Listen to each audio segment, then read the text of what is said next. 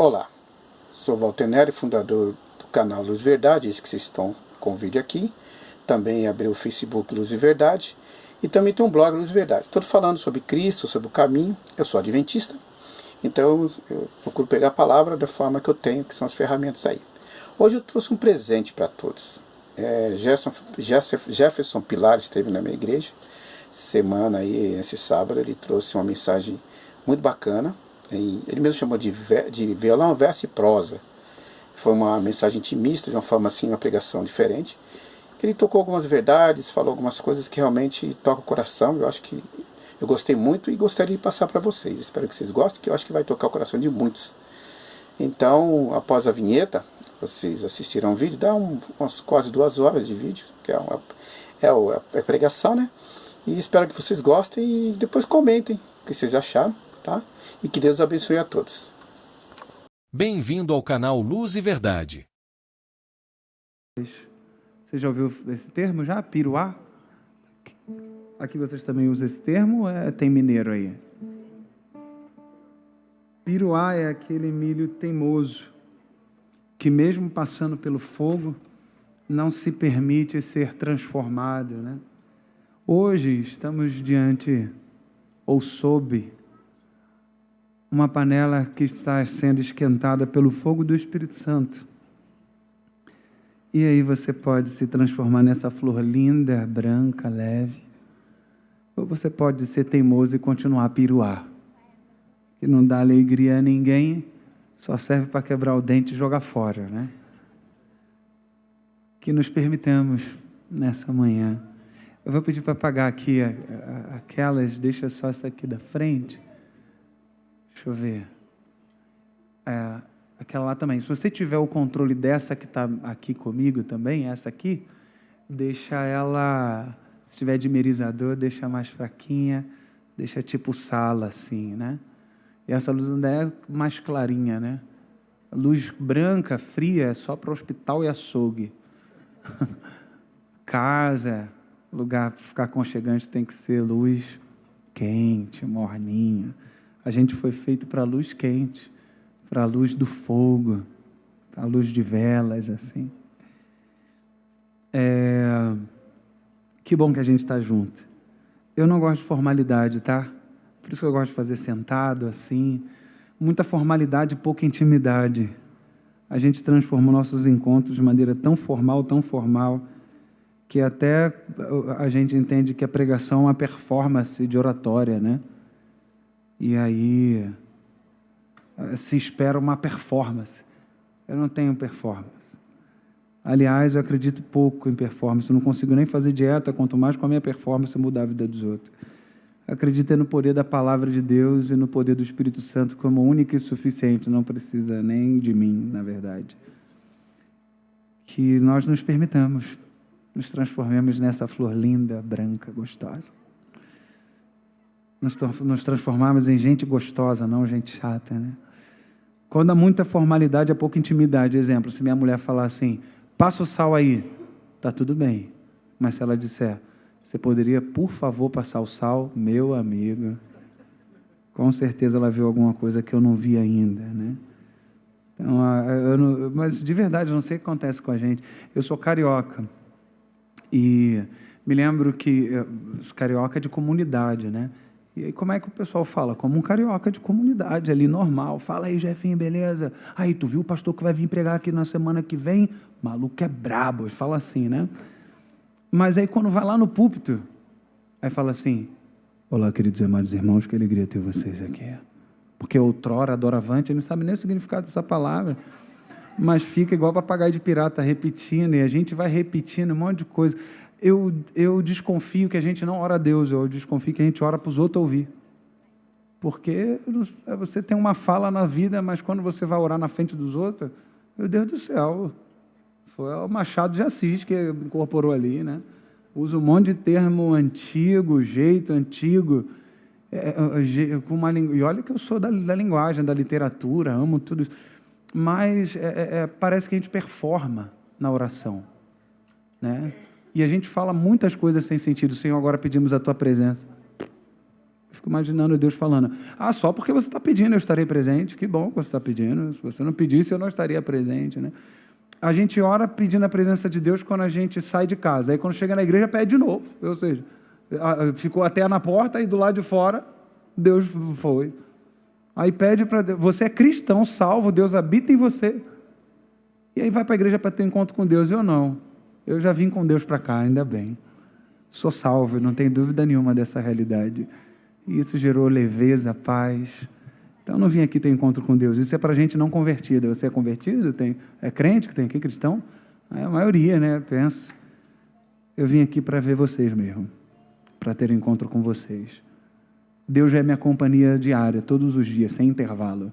Deus está comigo o tempo todo e eu estou com Ele também. Às vezes eu solto a mão dele, mas Ele não solta a minha, ainda bem, né? Então, a gente vai reproduzindo igual papagaio de pirata, sem sequer pensar naquilo que se é dito, né? E todos nós temos uma introdução automática nas orações. Se eu te fizer essa introdução, eu já sei que nem estou orando. A minha é assim, Senhor nosso Deus eterno Pai, a sua, sei lá, Pai de amor. A gente tem umas introduções. As nossas orações de refeição são parecidas. Aqui filma, né? Eu já fiz esse teste. Vi a mesma pessoa na minha igreja orando. Todas as vezes que ela orou no sábado, a oração idêntica, a mesma. Então, a gente fala tanto sobre a diferença entre oração e reza, mas eu acho que a gente faz muita reza. A oração do almoço. Senhor, muito obrigado por esse alimento que nunca nos falte, abençoa as mãos que os fizerem, em nome de Jesus, amém. Imagina Deus falando, tem mais nada para falar? Estava boa a comida, estava ruim, como é que está? Isso não é conversar com Deus. Isso é reproduções de rezas automáticas que a gente aprende ao longo da nossa história, que são meras formalidades e muitas vezes oração para os outros ver. Performances de oração para os outros ver. Não cabe no meu universo de sentido. E eu acho que a gente pode ser muito mais do que isso, muito mais, para além disso. Então vai ser uma conversa. Vou cantar, é uma prosa. Eu estou até chamando esse formato de voz, prosa e violão. Alguns chamam de sarau, quando é ao ar livre é luau, né? E eu prometo não performar, vou me entregar todo. Estarei todo aqui com vocês nesse momento e espero ser usado por Deus mais uma vez, né? Esse aqui é meu caderno, eu tenho 8 caderninhos desse, escrevo já faz um tempo. Primeiro vem para cá, aqui é meu rascunho, né? Que eu escrevo as ideias juntos, junto, apago, enxugo a gordura, e quando está pronto eu já reescrevo aqui, compro um caderno assim, né, e coloco aqui. E esse ano vai virar um livro que se chama A Vida é Muito, Pouco é Quem Não Vê. A vida é muito, pouco é quem não vê. Já reparou na vida hoje? Nos sons, no paladar, nas cores, na voz dos seus filhos, no privilégio que é viver. E eu quero começar cantando sobre o tempo desfrutado contra a realidade de um tempo que é gasto. E apesar que o povo ele usa uma metáfora muito legal, ele fala assim, luxo é ter tempo para gastar tempo, para perder tempo. E ele não está falando de perder tempo, de ter tempo para viver de verdade, sabe? Escrevi assim, talvez a vida ainda tenha gosto, talvez a vida ainda tenha gosto. A gente é que perdeu o paladar. Engole os dias como quem toma um comprimido, sem sentir, só para cumprir. Olha, mas não vê, escuta, mas não ouve, toca, mas não sente, cheira, mas não olfateia. E a vida continua servindo sua mesa com delicadeza, gentileza e leveza. Mas a gente vive apressado demais para se sentar. A alma, tadinha da alma, doida para a gente puxar uma cadeira, deixar a vida derreter na boca, provar o agora de um jeito que vire saudade e não remorso. E não remorso. Depois de tudo feito, que seja saudade a nossa companhia de leito e não remorso. Dependendo do que você plantou, a sua companhia de leito pode ser o remorso. E é uma péssima companhia. Não colecione desavença. Um pequeno aforismo, sou como um rio a caminho do mar. Enquanto isso, Rio. Tenho desfrutado nos últimos 2 anos da vida, experimentado muita leveza e quero tentar de alguma forma transmitir isso para vocês aqui. Ainda antes dessa música, mais tarde minhas pernas vão cansar, as paisagens serão turvas e já está ficando. A minha memória vai brincar de pique-esconde. Mais tarde a minha filha voará como um pássaro intrometido e vai criar o seu próprio ninho. E eu vou chorar baixinho, vou chorar mansinho. Mais tarde alguns rostos, vozes, cheiros vão morar no quarto das lembranças. Mais tarde a saudade vai sentar comigo para conversar e tomara que venha ela e não o remorso. Mas ainda é cedo. Os rostos, as vozes e os cheiros ainda estão por perto. Ainda posso correr na praia da costa, entregar o rosto ao sol, ouvir boa música, escrever bobagens sérias, cantar, criar, levar os olhos para passear, ler histórias para minha filha dormir, fazer amor e acriançar os meus dias. Mais tarde fica para mais tarde. Agora é agora. E esse agora me cabe inteiro. O que sou, não sou. Só o divino tem direito a carregar esse verbo ser. Eu estou e quero estar todo no agora, que é a única coisa que eu tenho mesmo. Ei, se eu soubesse que o tempo não perde tempo. Se eu soubesse, não correria atrás do vento.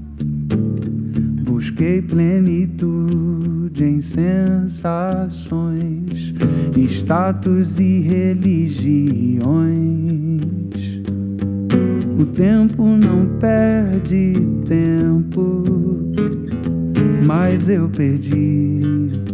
Em vão corri, tentando encontrar a verdadeira paz. Mas verdadeira paz só existe quando estou em ti.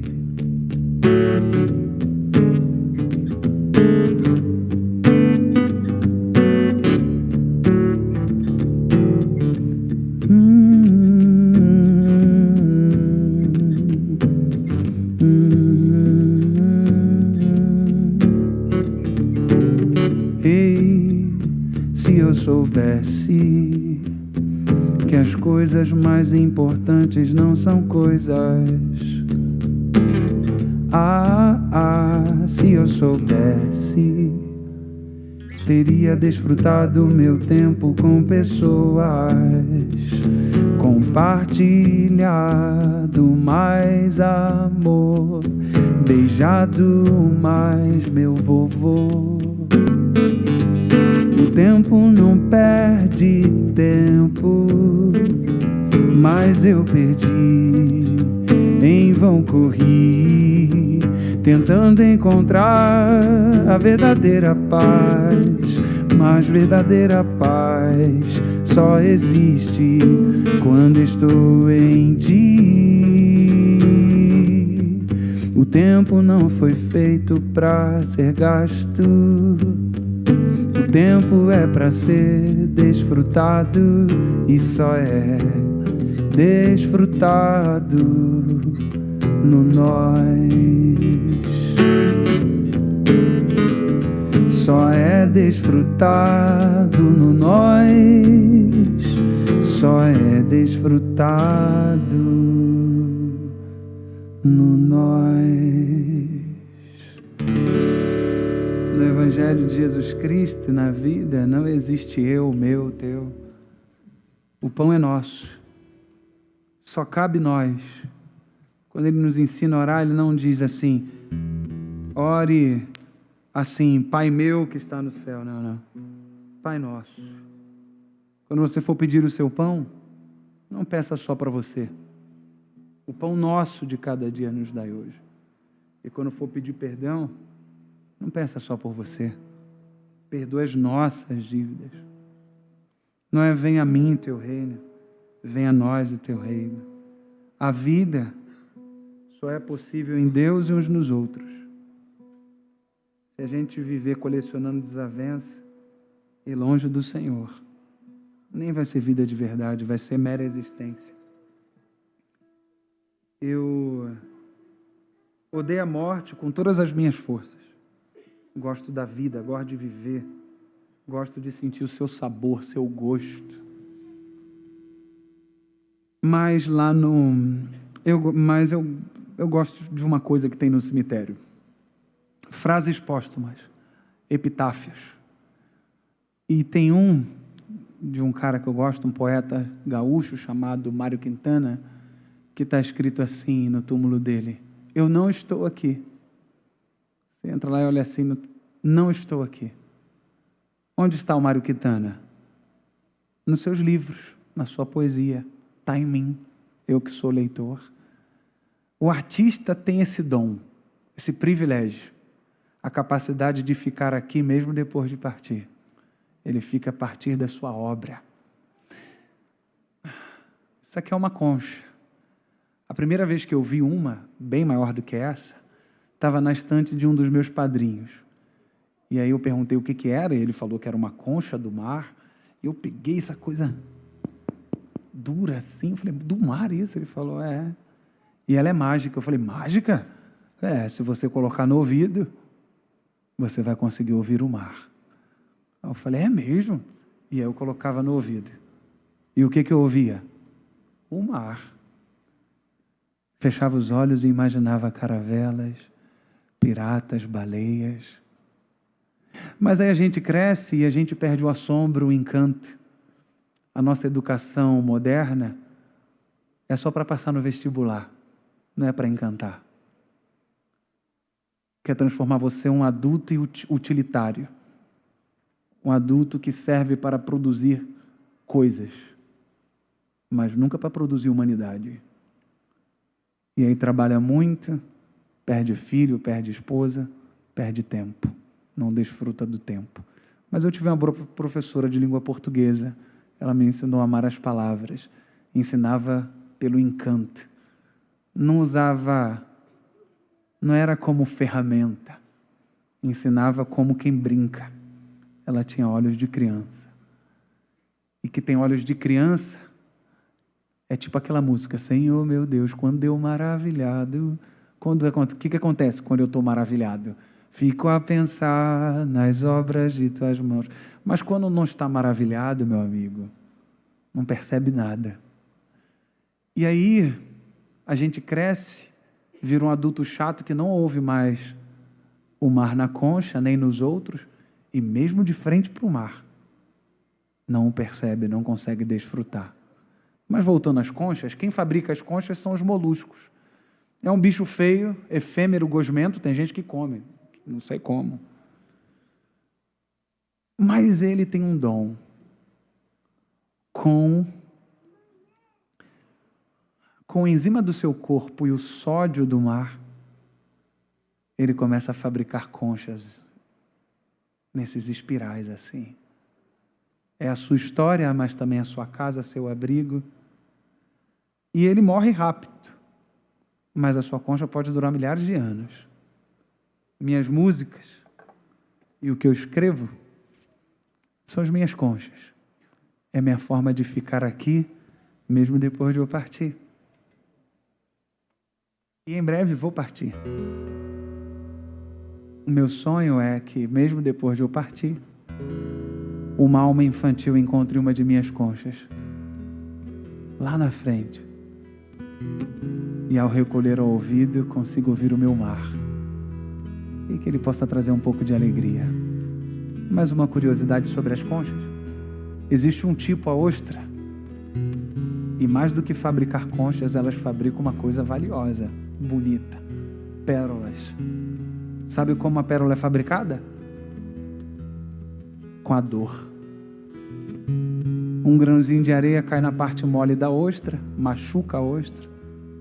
E a fim de acabar com a dor, em torno do grãozinho de areia, a ostra começa a gerar essa coisa cintilante, espessa, que vai tomando forma. E aí, para acabar com a dor, ou a partir da dor, ela cria beleza.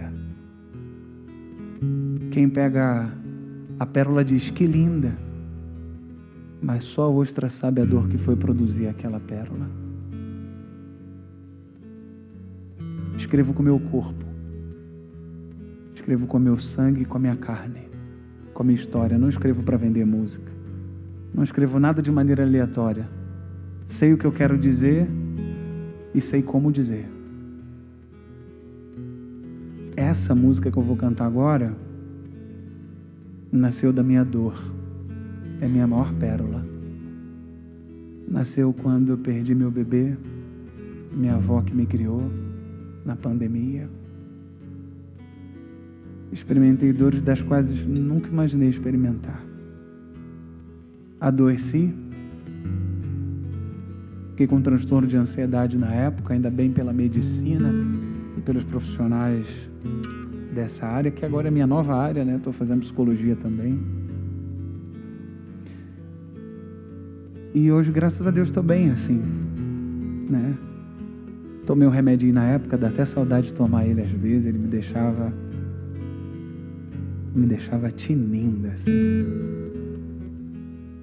Mas essa música nasceu dessas dores. E o artista tem esse dom da ostra, de transformador em beleza, transformador em flor. O artista é um alquimista. Essa música nasceu da dor, mas ela não é dor. Assim como a pérola nasceu da dor, mas não é dor. É beleza, é esperança. Escrevi essa música quando lembrei que a morte não tem a última palavra. Quando eu descobri que a morte tem prazo de validade. Tem até nome de filme. A morte vai morrer. Pois dada a ordem com a voz do arcanjo e o ressoar da trombeta de Deus, o próprio Senhor descerá dos céus e os mortos em Cristo ressuscitarão primeiro. Depois nós, os que estivermos vivos, seremos arrebatados com eles, com as nossas gentes, para o encontro com o Senhor nos ares. E estaremos com o Senhor para sempre. Espero deixar umas conchas espalhadas aqui.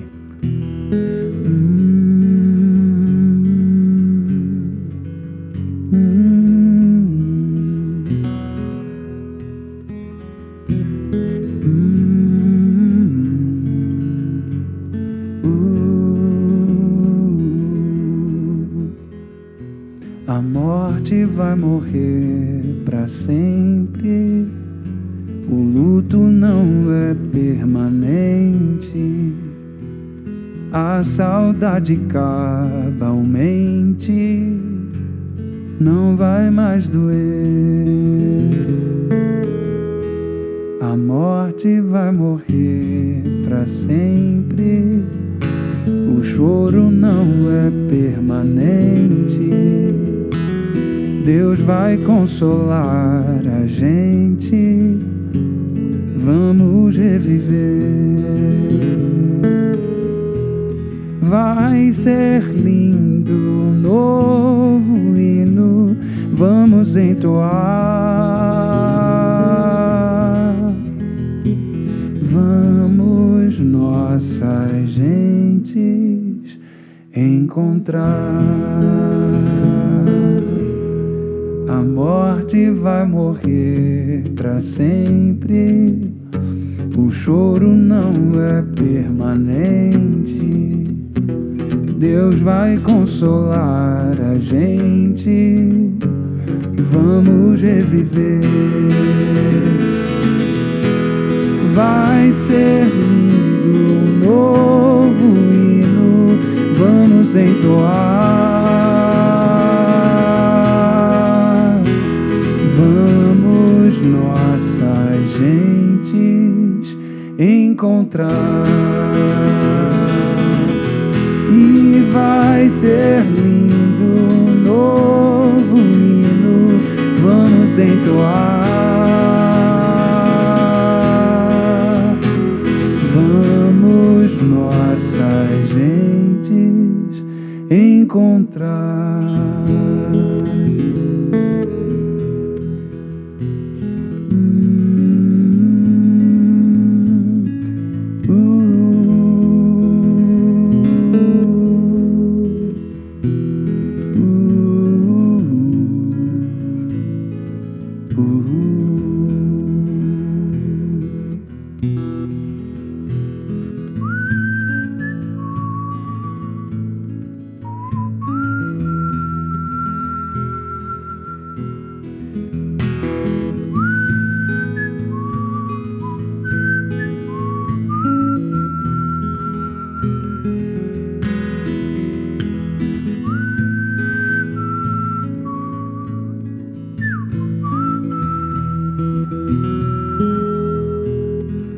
vai ser lindo, um novo hino vamos entoar.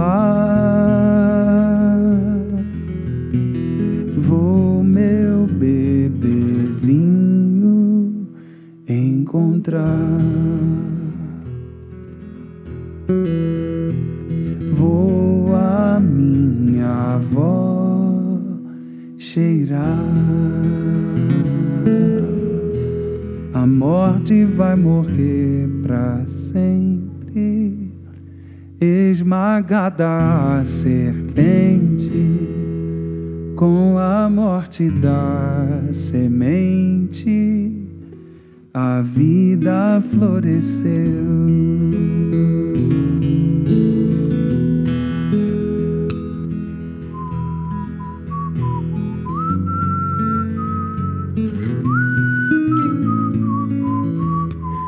É assovio mesmo.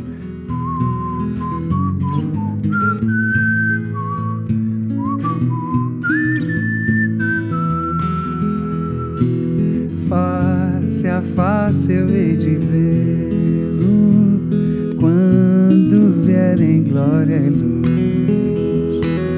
Face a face lá na glória, hei de ver meu bom Jesus. Hei de ver meu bom Jesus.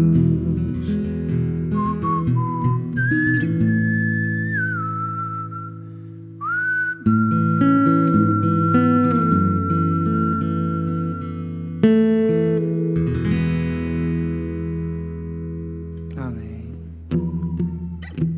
Eu canto simples.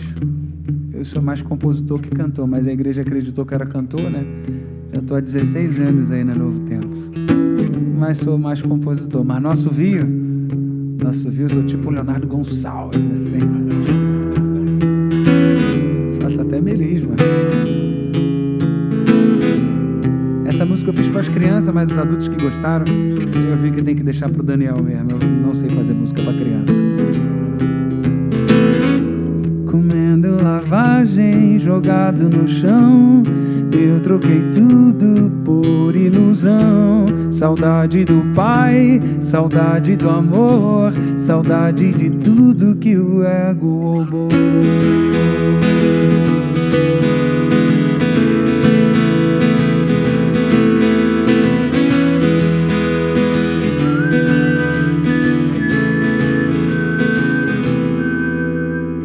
Ainda lembro das broncas do meu irmão, da minha mesa farta de pão, do seu abraço acolhedor e do cheiro. Ainda lembro de quando tudo era bom, de quando tinha tudo nas mãos, mas o orgulho me enganou. E agora que eu estou comendo lavagem, jogado no chão, eu troquei tudo por ilusão. Saudade do pai, saudade do amor, saudade de tudo que o ego roubou, que o ego roubou. Ainda lembro das broncas do meu irmão, da minha mesa farta de pão, do seu abraço acolhedor e do cheiro do meu cobertor. Ainda lembro de quando tudo era bom, de quando tinha tudo nas mãos, mas o orgulho me enganou. E agora que eu estou comendo lavagem, jogado no chão, eu troquei tudo por ilusão. Saudade do pai, saudade do amor, saudade de tudo, tudo. Mas de longe me avistou, correu e me abraçou. Ainda bem, né? Uma festa preta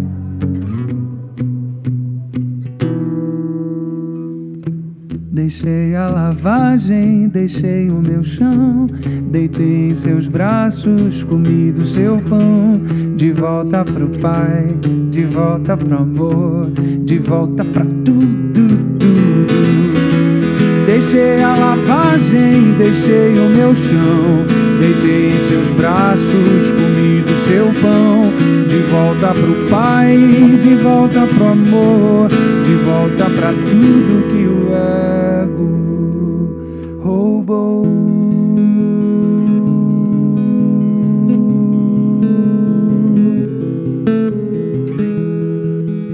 Busquei em outra vida o que só em ti me vi no chão, perdi meu coração, mas tu não me deixaste, foi atrás de mim, me recolheu do chão, me deu teu coração.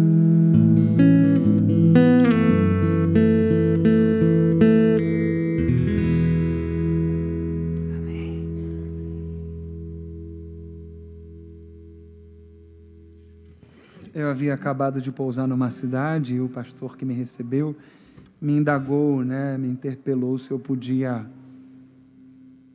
me hospedar na casa do irmão da igreja. Aí eu falei, eu topo. Eu prefiro hotel porque eu falo muito, sou muito conversador e às vezes quando eu chego na casa do irmão na sexta-feira, e a gente vai até 4 horas da manhã.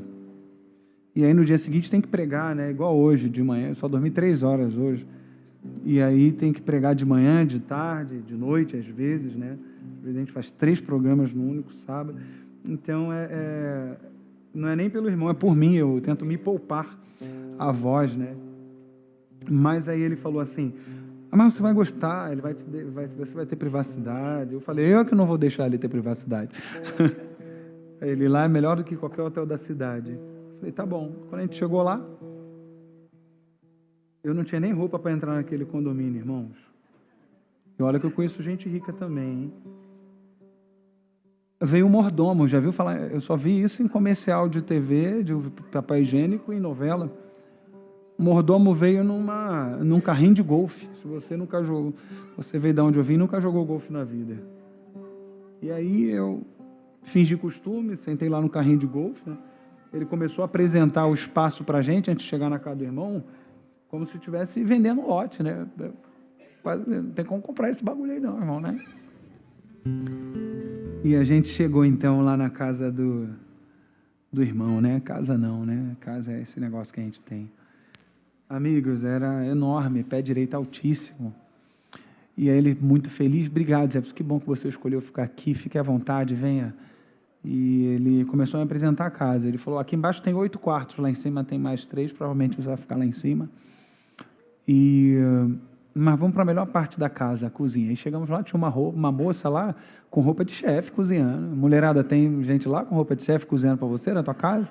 Tem não, Imagina. E eu fiquei a semana toda lá nessa casa e falava assim, Jefferson, você tem algum cardápio? Eu falei, tem. Vai fazer mesmo. Foi pouco chique, Dinheiro não traz felicidade, não. Mas compra algumas, Vai valer. Imaginou? Que legal. Aí ficamos ali conversando, ele e o pastor. Ele pediu licença, saiu da mesa, subiu e voltou. Quando ele voltou, ele falou, Jefferson, eu sei que você está conversando com o pastor, desculpa incomodar, mas é que eu vou ter que dar uma saída, já quero deixar isso pronto. Jefferson, é o seguinte, eu tenho um desejo, cara. Eu falei, um desejo? Ele falou, eu tenho um desejo. Pode falar. Ele falou, eu quero muito que você se deite lá na minha cama e durma no meu quarto. Caramba.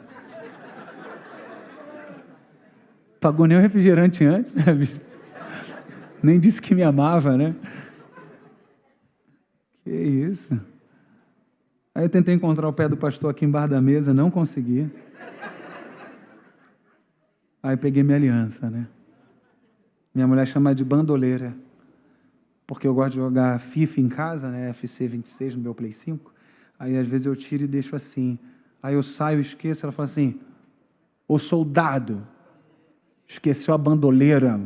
Eu já sei que tem que pegar ali o bagulho, Tem que ser inteligente, né? Opa, na hora. E ela não usa não, tá? Desculpa que não dá nela, veio pequeno, tá? Mas eu uso. Aí fui, mostrei a aliança para o irmão, falei, irmão, não sei se você percebeu que eu sou casado, né? Aí ele falou assim, não, mas ficou estranho o jeito que eu falei, não, eu falei, ficou, pastor, ficou muito. Aí ele, não, vou te explicar, é que essa casa aqui já foi um lar, quando estava aqui a minha esposa e meus filhos, mas eu dediquei a minha vida à igreja e minha empresa. Um exportador de soja, ele. Deve ter grana, né? Aí, Jefferson, uma vez quando eu cheguei do culto, minha esposa e meus filhos estavam com as malas prontas dizendo que ia embora de casa. E eu reclamei, chorei. E quando eu chorei, meu filho mais velho falou assim, pai, não sei porque o senhor está chorando, vai dar no mesmo, o senhor sabe que esse lance de família nunca rolou aqui em casa, né?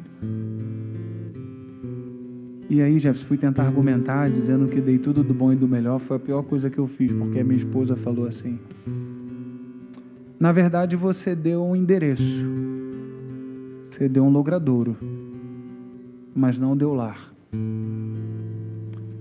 E eles foram embora mesmo. E agora estou aqui, sozinho. Nesse terreno caro, com essa casa cara. Mas isso aqui já não é mais um lar. Eu não fico aqui, eu fico na casa da minha mãe. Lá ainda é um lar. Então fica no meu quarto. É o melhor quarto da casa, você vai gostar. E é mesmo. Faz até massagem o colchão, né? Você teria levado meu play. Tinha um telão enorme lá no quarto.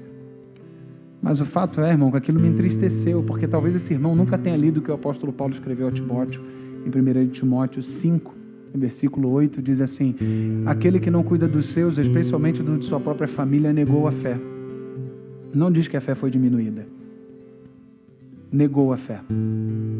E tornou-se pior que um descrente. Está lá, 1 Timóteo 5, 8. Por que não diz assim, tornou-se um descrente? Por que pior que um descrente? Porque há descrentes que cuidam da sua família. Há descrentes que não abandonam a sua família. E esse foi um período que eu viajava mais, viajava muito dia de semana. Parei de viajar dia de semana, né?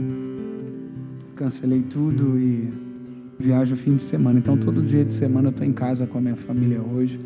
Diminuiu o orçamento? Muito. Uma quantidade boa, assim.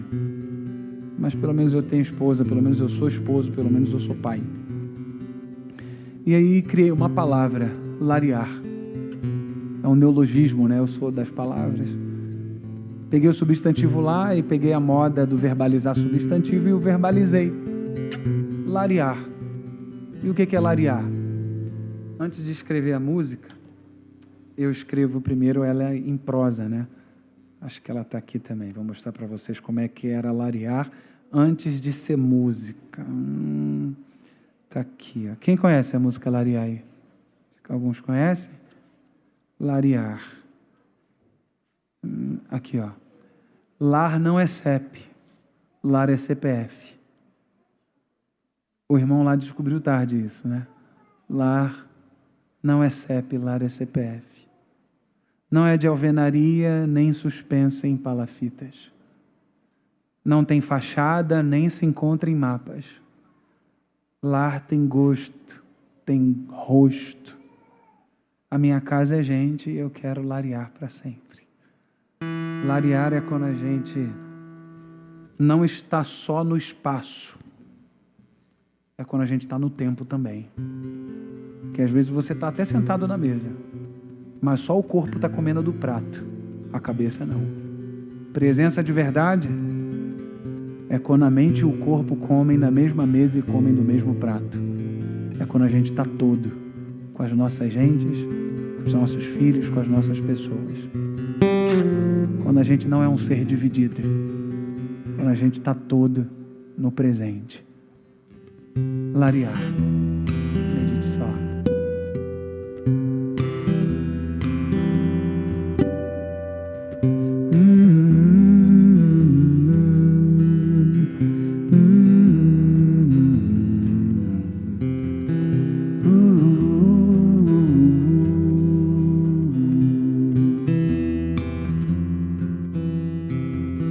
Tanto tempo eu busquei tão longe daqui. Que tolice, estava aqui, tão perto de mim. Estava bem aqui, tão perto de mim. Entenda, a minha casa, gente, quero larear pra sempre. Lar não são paredes, lar não é alvenaria. Lar é família. Lar não são paredes, lar não é alvenaria. Meu lar são vocês e eu quero larear, larear, larear.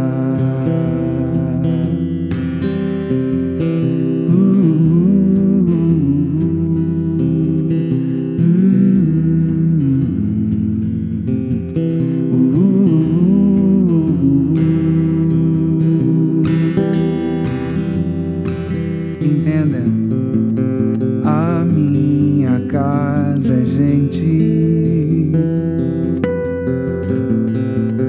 quero larear pra sempre. Lar não são paredes, lar não é alvenaria. Lar é família. Lar não são paredes, lar não é alvenaria. Meu lar são vocês e eu quero larear, larear, larear. Uma hora dessa, minha avó já teria mandado um monte de mensagem no WhatsApp, né? Eu falava assim: vó, manda em áudio. Ela falava: por que, menina? Eu falei: prefiro, vó.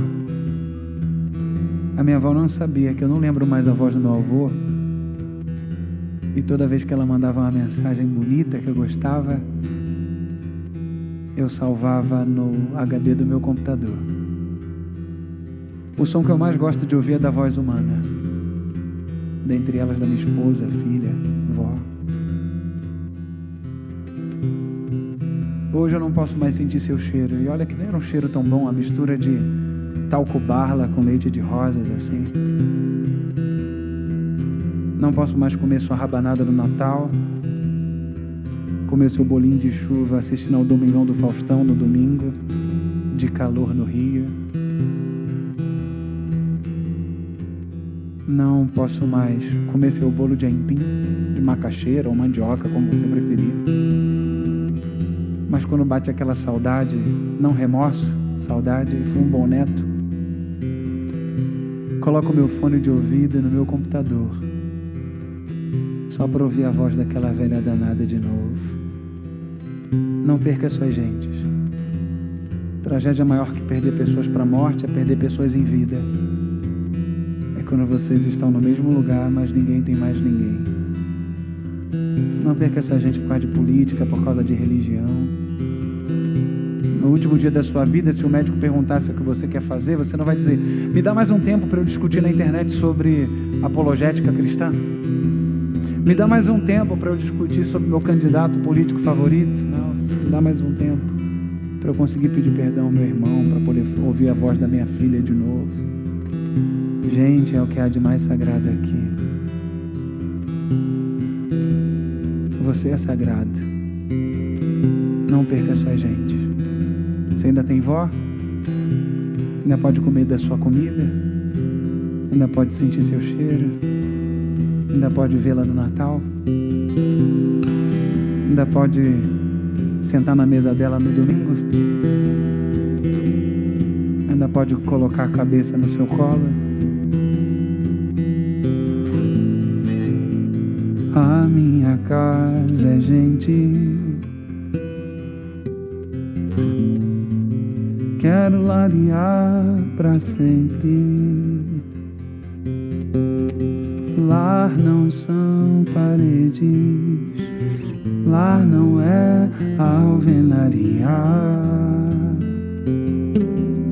Lar é família. Lar não são paredes, lar não é alvenaria. Meu lar são vocês e eu quero larear, larear, larear.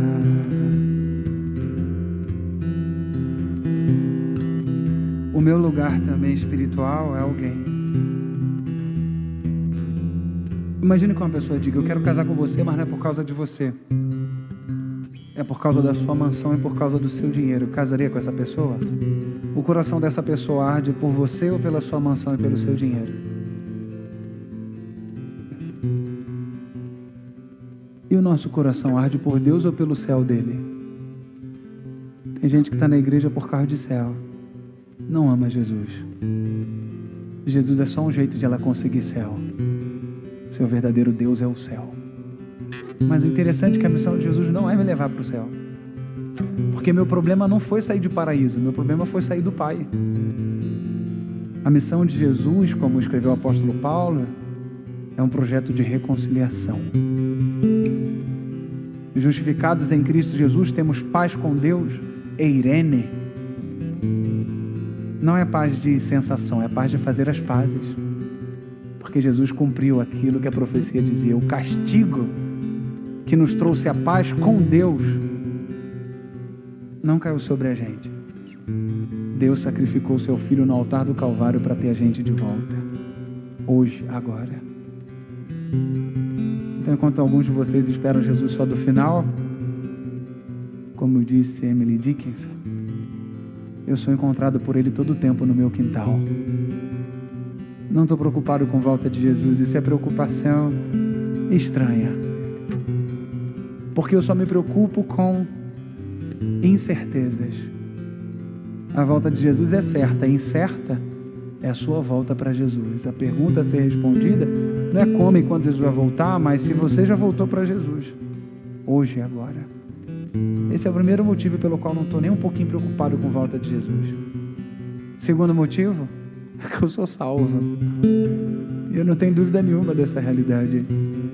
E como escreveu as perguntas em Romanos 8 do apóstolo Paulo, quem pode me acusar agora?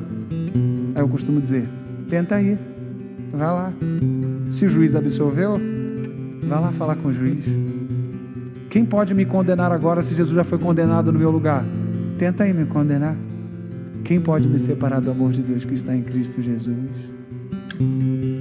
Estou bem certo de que nem a morte, nem a vida, nem o presente, nem o futuro, nem quaisquer poderes na criação, nem a altura, nem a profundidade, nada, nem anjos, nem demônios, nada pode nos separar do amor de Deus que está em Cristo Jesus, o nosso Senhor. Quando eu aprendi isso, quando eu experimentei isso, eu fiquei assim, levinho. Aliás, o jugo é suave e o fardo é leve. Se o fardo está pesado, não é o de Jesus que você está carregando ainda. É só da experiência religiosa. Portanto, não confunda experiência religiosa com vida cristã. Não confunda estética religiosa com vida cristã. Não confunda rotina religiosa com vida cristã. Não confunda informações religiosas com vida cristã. Não confunda mente sabida com mente convertida. Porque eu conheço gente que sabe muito de Bíblia, mas é canalha. Mente sabida não é sinônimo de mente convertida. E aí, quando eu aprendi que a missão de Jesus é me levar para o Pai, hoje, agora, não no final, escrevi 2 músicas, Lugar de Origem e Capital. São músicas irmãs, querem dizer a mesma coisa. E agora eu vou cantar só a capital mesmo. É assim. Minha sede não é de agora, nenhum rio vai saciar o meu lugar. Não se encontra em mapas transporte algum me leva lá. Por quê? O meu lugar é alguém e a minha água também. Quando me alcança, me balança, faz mudança, faz mudança. És a fonte de onde vim, quero mergulhar em ti, água viva, me sacia. És a minha capital, o meu lugar original, onde a vida viva.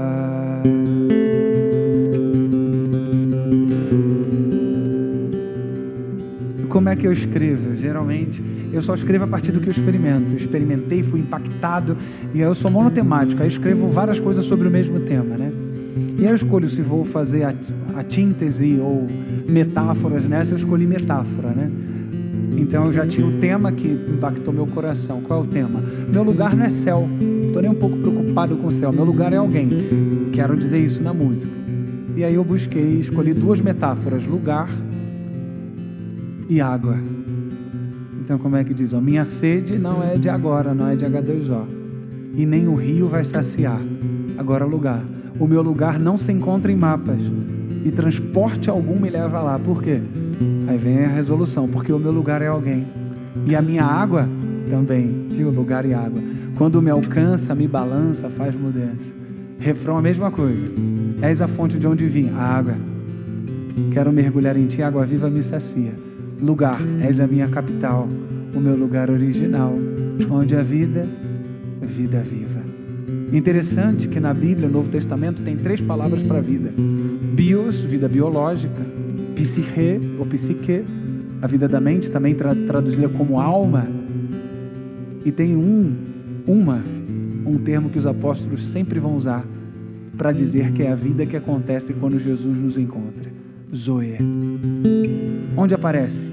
Deus amou o mundo de tal maneira que deu o seu único filho para todo aquele que nele crê não pereça, mas tenha Zoe. João 5:24. Quem crê em mim, naquele que me enviou, tem a vida eterna. Não é terá, veja, não é terá. Tem a vida eterna. Zoe. João 20, versículo 30. Jesus realizou na presença de seus discípulos muitos outros sinais miraculosos que não foram registrados neste livro. Agora João está dizendo por que ele escreveu. Mas estes foram escritos para que vocês creiam. No quê? Que Jesus é o Cristo. Lembre-se que Cristo não é sobrenome, Cristo é título. Jesus é o Cristo, o Messias, o Filho do Deus vivo, e crendam, tenham vida, Zoe, em seu nome. Vem comigo. Efésios 2. Vocês estavam mortos em suas transgressões e pecados, nos quais costumavam viver quando seguiam a presente ordem deste mundo. Anteriormente, todos nós também vivíamos entre eles, satisfazendo as vontades da nossa carne, e por natureza éramos merecedores da ira. Verdade. Olha o que é o ser humano sem Deus. Aí vem o versículo 4. Todavia Deus, que é rico em misericórdia, por causa do grande amor com que nos amou, deu-nos vida juntamente com Cristo. Não é dará, deu-nos vida juntamente com Cristo, ok? 1 de João 5, 11 e 12. O testemunho é este. Não é este é um dos testemunhos, artigo indefinido. Artigo definido. O testemunho é este.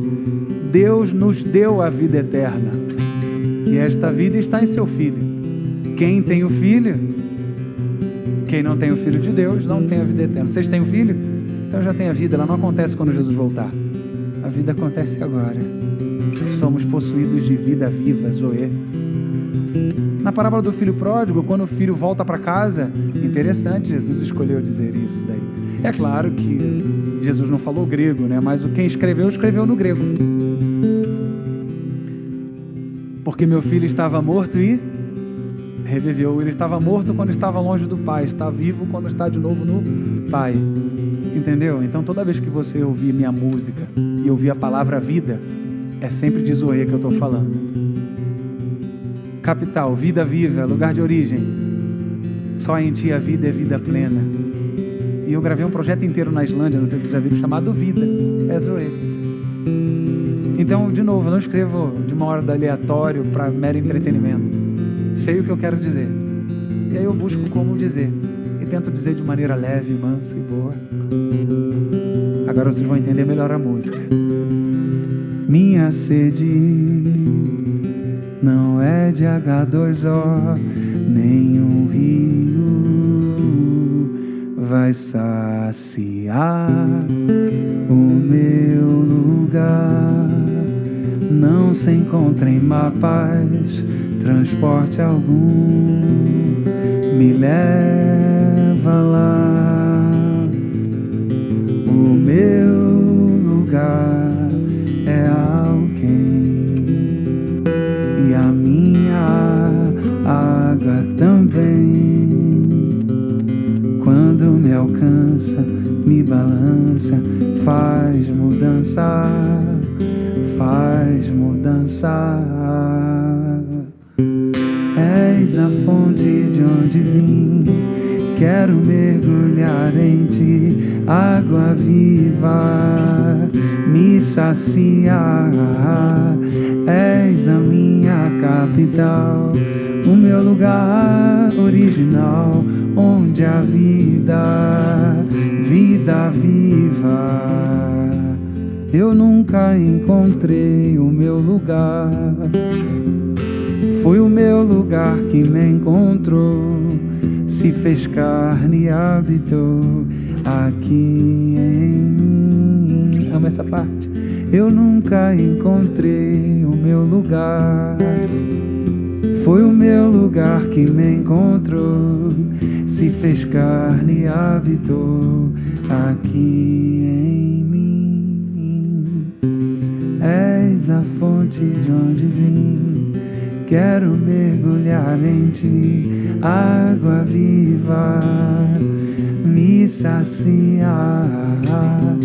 És a minha capital, o meu lugar original, onde a vida, vida viva. Amém. Essa é a próxima música que eu vou cantar só um trecho, por causa do tempo. Eu ainda tenho uma reflexão final. Foi a primeira música que eu escrevi. Essa música escrevi em 2005, estamos em 2026. Quanto tempo faz? 21 anos. Eu gosto das palavras, mas sou horroroso com a matemática. Mas eu me vinguei da matemática. Fiz uma música chamada Nova Equação. A poesia me faz fazer qualquer coisa, até usar a matemática para o que eu quiser. Aí a música diz assim: 1 mais 1 são 2, 2 pontos, matemática. Se bateu, levou. Nossa lógica. Confundimos justiça com vingança, insistimos num Cristo sem mudança. Mas quando Jesus nos encontra, a matemática é outra. Nova equação, outro coração. O altruísmo vence a guerra, o egoísmo cai por terra. Quando me encontra, muda a conta, muda a conta. Mas eu sou péssimo mesmo com matemática. Essa foi a primeira música que eu fiz, essa que eu vou cantar agora. E eu fiquei um tempão sem cantá-la porque depois que eu fiquei adulto, discordei dela teologicamente. Ainda bem, agradeçam por isso. E às vezes o pessoal fala, canta Festa no Céu, e nem sabe. Aí eu falo, não vou cantar porque essa música tem uma parte que eu não concordo. Mas o pessoal não tá nem aí, né, cara? O pessoal quer a memória afetiva mesmo. Só que eu tenho responsabilidade teológica, não posso. A música também é pedagógica. Tem gente que grava aquela letra da música e trata como a sua própria teologia, sabe? E qual é a parte da música que não fazia sentido eu continuar cantando? Cristo disse, vai, não te preocupas, a minha promessa aqui está, todos os seus problemas eu resolvi, não há mais motivo para chorar. Como? Quando você aceitou a Jesus, todos os seus problemas foram resolvidos? Não há mais motivo para chorar? Vai falar isso para a irmã que estava ontem lá na live da Adra, que enterrou 17 pessoas da mesma família. Eu não sei que ilusão é essa que a gente tem de que a fé muda as circunstâncias sempre. É a minoria das vezes muda a circunstância, a fé muda a gente. A fé muda o indivíduo. Não muda as coisas, a gente é que muda as coisas.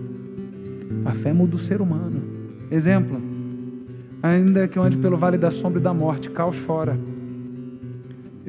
Não temerei mal algum porque tu estás comigo. Tá vendo? Tem problema fora, mas eu estou em paz porque tu estás comigo. Ainda que a figueira não floresça, ainda que não haja fruto da vide, ainda que falte gado nos campos, ainda que fruto da oliveira minta, tá vendo? Problema fora, mas eu me alegro e exulto no Deus da minha salvação. Então essa música, eu não podia continuar fazendo esse tipo de promessa, vai dar tudo certo, quando você aceita Jesus, seus problemas serão resolvidos. Aí eu fiquei um tempo sem cantar. Esse é o primeiro motivo. O segundo é que quando eu cheguei na igreja, quem fazia sucesso era Leonardo Gonçalves, Sérgio Saaz, Comune, aquele estilo mais black music. Eu sou carioca, um carioca de comunidade que cresceu ouvindo. Eu vou te contar que os olhos já não podem ver. Aí eu cheguei cantando simples assim na igreja, mas o pessoal cantava yeah, yeah. E a gente adventista, a gente gosta do canto performático, é uma nossa cultura, né? A gente valoriza muito o canto. E aí eu olho para a Alessandra Samadella, que mete o microfone aqui, faz um monte de... Eu falei, caramba, eu não sou isso não, canto levinho, bicho, vou ter que ficar cantando igual esse pessoal da igreja agora, né? Aí fui, quando eu gravei a música Festa do Céu, tentei imitar esses caras. Quando meu filho então... Eles fazem bonito, eu não. Eu não nasci muito assim com esse dom. Eu sou das palavras. As palavras é minha forma de criar meu próprio mundo. Foi minha forma de criar um mundo diferente daquele que eu era, um mundo violento. 5 padrastos diferentes, minha mãe me teve aos 14, abusos. As palavras me ajudaram a criar um mundo em que eu me escondia dentro desse mundo. Sou das palavras, mas de alguma forma o pessoal achou que eu era cantor também. Eu acho que eu sou cantor, né? Mas eu canto simples assim. E aí eu parei, eu não queria mais cantar daquele jeito, e por isso eu também parei de cantar Festa no Céu. Agora eu rearranjei, tirei a parte e estou cantando ela do meu jeitinho mesmo. Minha sogra disse que gostava mais do jeito antigo, né? Só podia ser sogra mesmo. É assim, ó.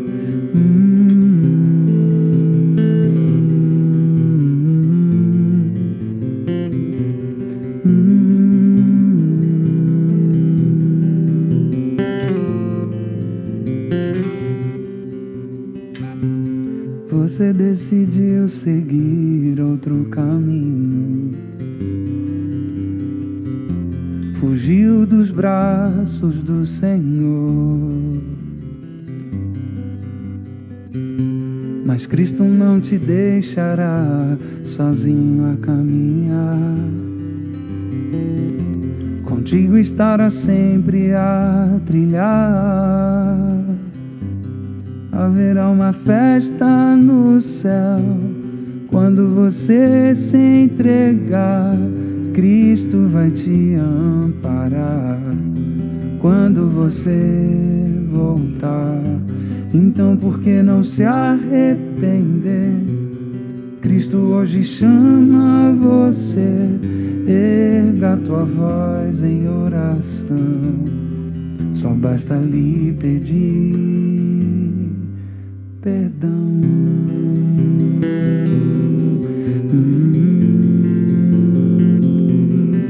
Perdão.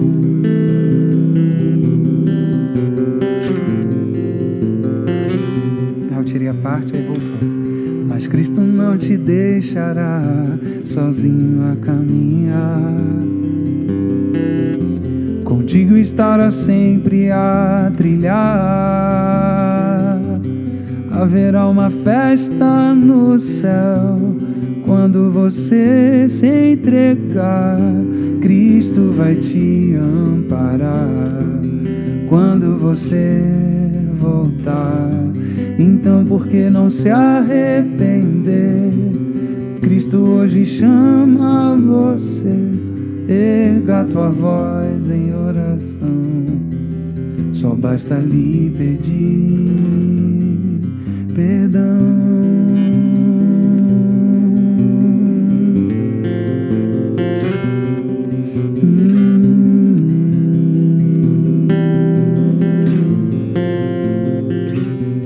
Então por que não se arrepender? Cristo hoje chama você. Erga tua voz em oração. Só basta lhe pedir perdão.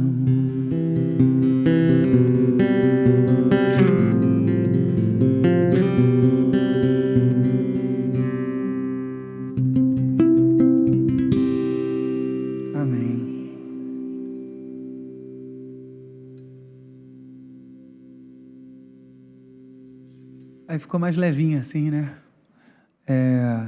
Vocês ainda me aguentam um tempinho? Eu vou cantar agora a música que vocês querem que eu cante, aquela da Joelma. E aí depois... Essa foi uma história interessante, assim, né? Tem um monte de crente aí falando mal, né? Quer dizer, não é um monte, porque a maioria entendeu ali, né? Mas sempre tem, e é entendível. Eu nunca respondo. Chegar lá da Sul, ficar brigando com o irmão, brigando de teologia, eu não tenho interesse em vencer irmão, tenho interesse só em cooperar com meus irmãos. Não tenho interesse em vencer gente, gente é o que há de mais sagrado aqui. E eu já quase saí da igreja por causa dessa vaidade aí de querer vencer pessoas em debate. Né? Não vai dar tempo, mas numa outra oportunidade eu conto para vocês como é que foi essa história com a Joelma, como foi toda essa experiência, né? Foi muito, muito interessante. Eu fiquei apavorado, porque eu canto em Camporí, mas nem é meu perfil, eu não gosto. Eu sou líder, master, bravador, mas não gosto de cantar em Camporí porque geralmente... Você está vendo como é que é meu jeito? Aí chega lá no Camporí e o cara fala, agora com vocês, Jefferson Pilar, e entra, canta uma música e vai embora. Pô, nem me tiveram ali de verdade, né? Mas eu vou, o pessoal gosta, eu vou, né? Mas não é meu perfil, eu sou intimista. Eu gosto de evento com poucas pessoas, onde eu consiga conversar, dialogar, assim, sabe? Desse jeito prosa. Prefiro até que faça num quintal de casa. Bota umas luzinhas aí, viu aquela luzinha bolinha? Bota um pallet ali, bota um som simples, eu prefiro assim, né? E aí tu chega naquele show enorme, umas 10, 15 mil pessoas, cantar para um público que não tem nada a ver comigo, né? Assim, não é meu perfil, não sabia nem o que dizer. Eu não sabia tanto, quando ela me chamou, eu falei assim, com licença. Eu falei, o que eu estou fazendo, meu Deus, né? E aí, é porque não está no DVD em si, né? Mas ela pediu para eu fazer um mini sermão também. Então, antes de eu cantar ali, eu também preguei, né? Sobre fé e tal. Mas essa música, ela me fez colecionar muitos testemunhos, né? A música mais ouvida da história da Igreja Adventista, né? De todos os tempos. 80 milhões de downloads no Spotify, ganhei disco de platina dessa música. E nós só somos 20 milhões de adventistas no mundo. Essa música tem 80 milhões de downloads, consegue imaginar isso? Pensa na população brasileira, a quantidade, que é 200 e poucos milhões, a música tem 80 milhões, entendeu? Ela tem 38 milhões de visualizações no YouTube. Nunca imaginei uma coisa dessa. Essa música me levou para falar para jogadores de futebol, né? O último que eu falei agora foi o Corinthians. Eu paguei mó mica, eu fui de verde, né? Sério. E aí me obrigaram. Eu não sabia que o pessoal levava tão a sério assim, né? E aí me fizeram tirar a camisa mesmo. Eu preguei de regata com o sovaco aparecendo. Vou raspar o sovaco sempre agora. Ai, ai. Mas também já fui em outros times, no Vasco.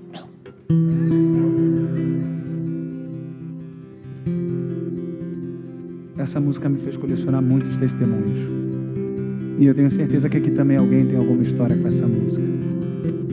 Cante comigo, eu vou cantar só um trechinho dela pra gente ir já pra parte final. Mas um trechinho bom.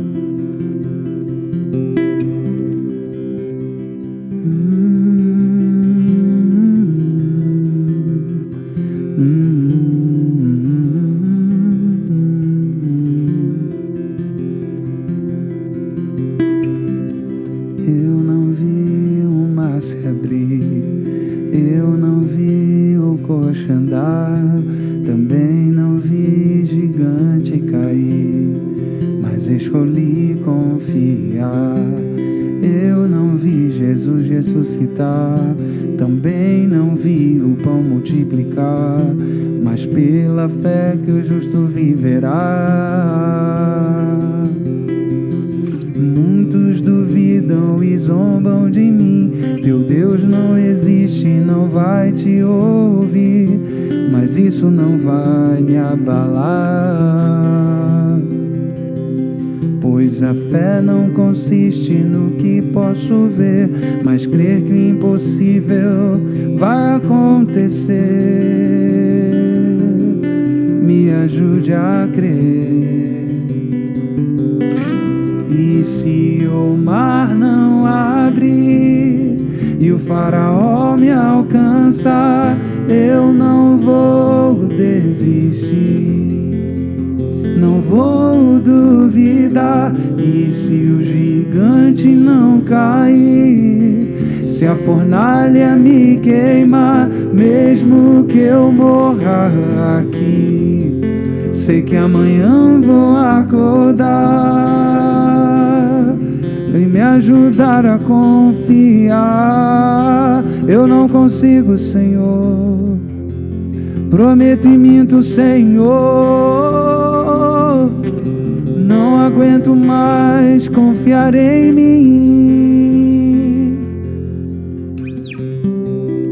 E se a doença não curar, e o emprego não vingar, e o filho não voltar, mesmo se meu barco naufragar, mesmo se minha empresa afundar, mesmo se minha voz acabar, mesmo que eu não possa mais cantar, nos deu o dom da fé para que possamos crer, mesmo quando a figueira não florescer. Mas é tão difícil, eu sei, quando as nossas expectativas se frustram. É tão difícil, eu sei, quando um pai de família enterra o seu único filho. É tão difícil quando a pessoa com quem casamos vai embora. Ah, como é difícil uma mãe criar seus filhos tão sozinha.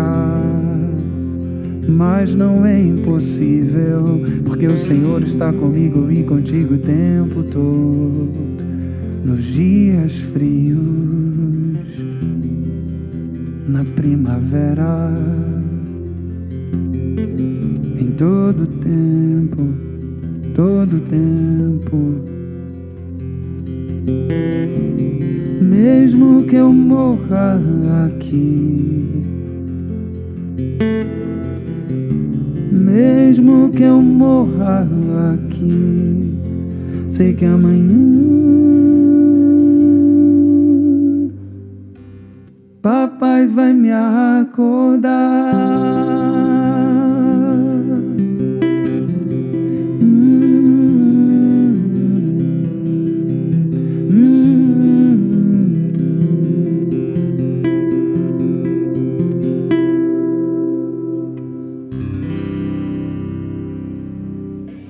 Amém, né? Por último, gente, quero ler um texto com vocês, lá em Mateus 6, a gente vai ler uma partezinha do Sermão da Montanha, e eu quero emprestar os meus olhos para vocês agora, sobretudo, pedir a Deus que batize nossos olhos. Vamos conversar sobre essa pedagogia do olhar a partir das Escrituras.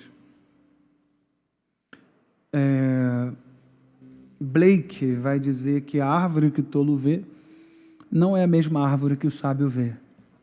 A árvore que o tolo vê não é a mesma árvore que o sábio vê.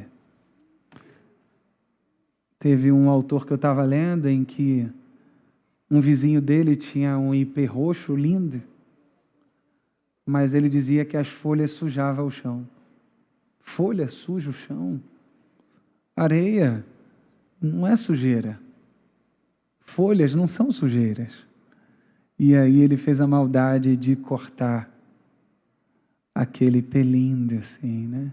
Na verdade, ele fez uma coisa que o pessoal faz, assim, tira uma capa, né, do meio ali. É como se estivesse cortando as veias de alguém e ela vai morrendo aos poucos, né?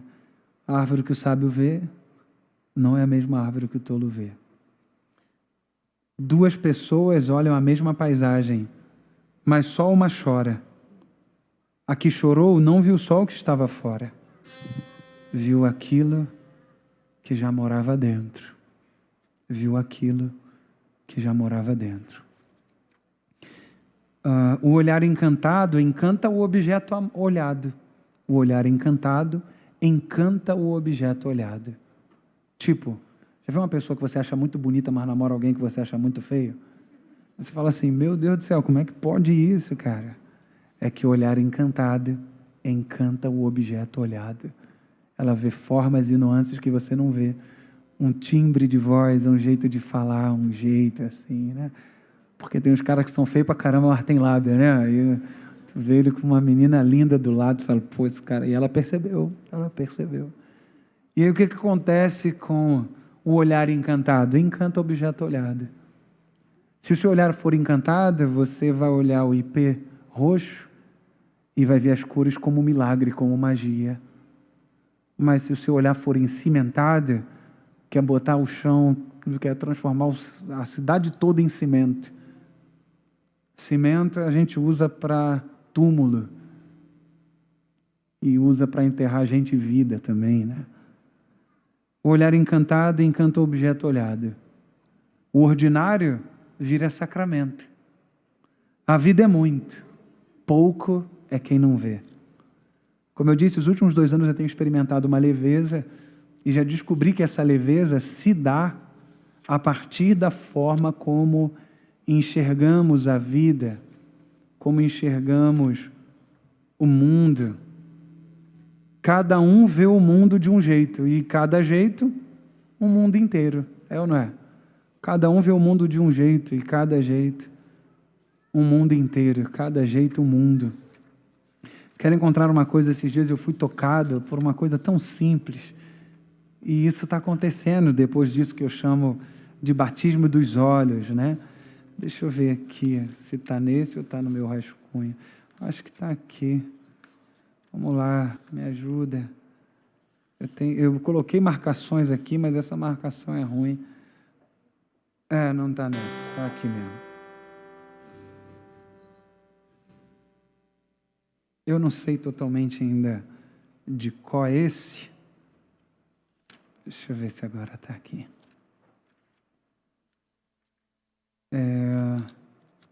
Caramba, será que eu não vou achar isso? Vou tentar recitá-lo. Vai. Achei. Hoje, enquanto a Aline cozinhava, um aroma me possuiu espiritualmente. Farofa amanteigada. Fui caironizado. Respirei com assombro e gostei de morar naquele instante. Deu vontade até de louvar. 2 pessoas olham a mesma paisagem, mas só uma chora. A que chorou não viu o sol que estava fora, mas viu aquilo que já morava dentro. Aquilo que a gente chama de realidade, na verdade, é a nossa interpretação da realidade. Não confunda a Bíblia com a sua leitura da Bíblia. Quando você confundir isso, todo mundo que lê a Bíblia diferente de você, você vai achar que é demônio, herege.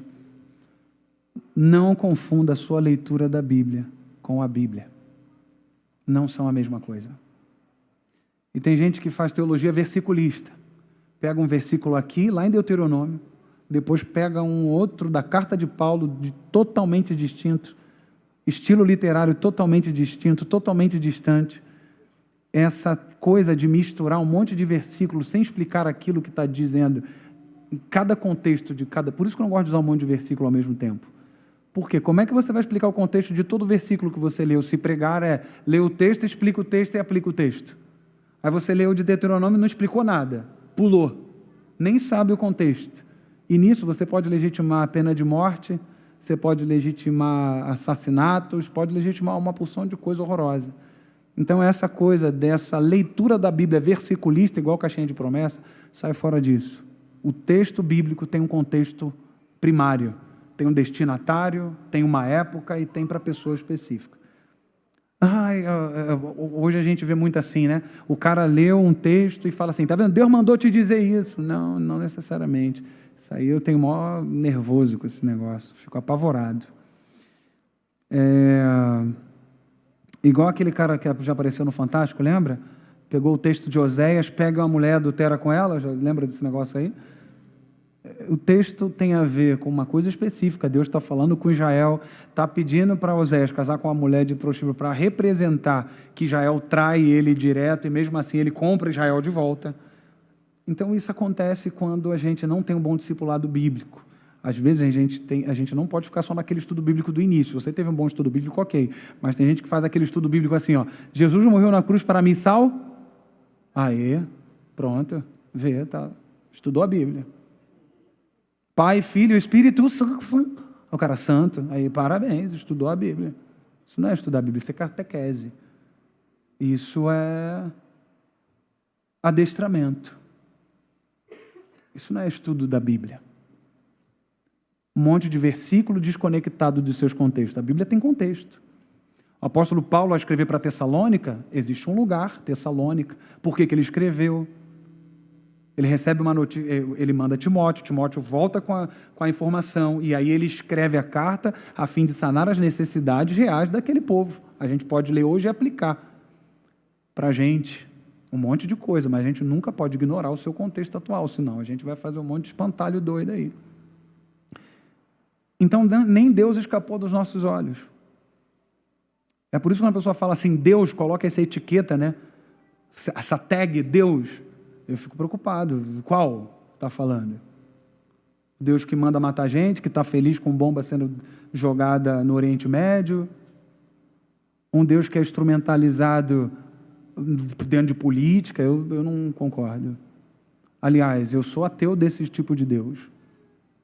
Deus que ama alguns e odeia o restante? Deus que tem partido? Não. No reino de Deus, esquerda e direita sentam na mesma mesa e é bem-vindo. Porque o outro é sagrado, o ser humano é sagrado. Então depende. Que Deus a gente está falando? Então não confunda a sua leitura de Deus com Deus. De Deus, eu fiz teologia, né? Me especializei na área de soteriologia, de salvação, e mesmo assim de Deus eu sei bem pouco. Eu não sei nem quantos neurônios eu tenho, amigo. Como é que eu vou de Deus assim? Tá doido? Deus tem um autor chamado Rudolf Otto, um teólogo alemão, que num período em que o pessoal estava estudando a Deus igual se estuda a ciência, assim. Aí ele vai dizer assim, vocês estão ficando doidos? Está colocando Deus no mesmo patamar mesmo, é assim que você estuda a Deus. Agora vocês são especialistas em Deus, entende sobre Deus. Todo assunto que você entende, você não precisa aprender mais nada, você domina. Agora você já não é mais Deus que te domina, você que domina o assunto. Não é isso? Você é cara especialista em Deus mesmo, em divindade? Pelo amor de Deus, como? Não sabe nem a profundidade do mar, irmão. Não sabe nem quantos planetas tem de verdade nisso. Aí sabe de Deus, assim, Deus mesmo. Que isso? Aí ele vai usar o termo, Rudolf Otto, chamando luminoso. Não é com L, é luminoso. Que quer dizer que Deus é totalmente outro. Ele não se encaixa em nenhuma categoria em que a linguagem é capaz, porque Deus é anterior à linguagem, anterior às palavras. Ele é antes de tudo que se diz antes. Então tem que tirar as sandálias mesmo. Diante daquilo que nós tentamos, arriscamos dizer. Mas de Deus eu sei bem pouco. Mas esse pouquinho que eu experimentei é uma delícia. Deus é mais do que objeto de estudo, é objeto de degustação. Provai e vede, Deus tem gosto bom, é uma delícia. Mais do que saber sobre Deus, eu quero experimentá-lo. Deus pode ser entendido? Não. Pode ser sentido. Entendido, irmão? Entendido não dá, né? Mas entendeu Deus agora. Então, a gente olha a vida a partir da nossa história, cultura, teologia, igreja, e mesmo nós somos adventistas, aqui, a maior parte. E quando eu viajo, fui para a Islândia, é outra igreja. Quando eu vou para o Nordeste, não é a mesma igreja de São Paulo. Quando eu vou sair da Zona Leste para a Zona Sul, outra igreja, são igrejas totalmente distintas, irmãos. E a gente confunde a nossa leitura da realidade com a própria realidade. Quando isso acontece, se o cara não lê como eu, essa coisa narcisista, igual o Caetano Veloso vai dizer, Narciso acha feio tudo que não é espelho, tudo que não é espelho, tudo que não faz a leitura como eu faço, acabou. A maioria de vocês não estão me ouvindo de verdade hoje, porque a gente nunca escuta o outro de verdade, a gente sempre traduz o outro a partir dos nossos vieses. Então, vocês nem estão me ouvindo plenamente, vocês já estão me traduzindo. já estão rotulando, né? Então, o Jefferson que vocês vão ter é a cara de vocês, né? Quando voltar para casa. É igual assim, né? Aí você chegou em casa, aí a filha pergunta, como é que foi o culto lá com o Jefferson? Aí uma pode dizer, achei ele chato pra caramba, né? Fala pra caramba, um jeito carioca, assim, todo poetinha, né? Um cara estranho, ficar lá sentado, negócio.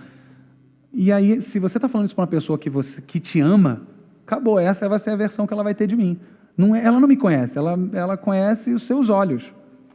E aí outra pessoa vai dizer, eu estive lá, pô, foi tão leve, foi tão abençoado, né? E aí a pessoa vai querer ver também. Então, todos nós somos paisagistas, fazemos paisagens com palavras, com opiniões. Uns têm, por ter coração bonito, cria paisagens bonitas. Outros, por ter coração feio, cria paisagens feias. Eu sou um paisagista, faço paisagens com palavras e música.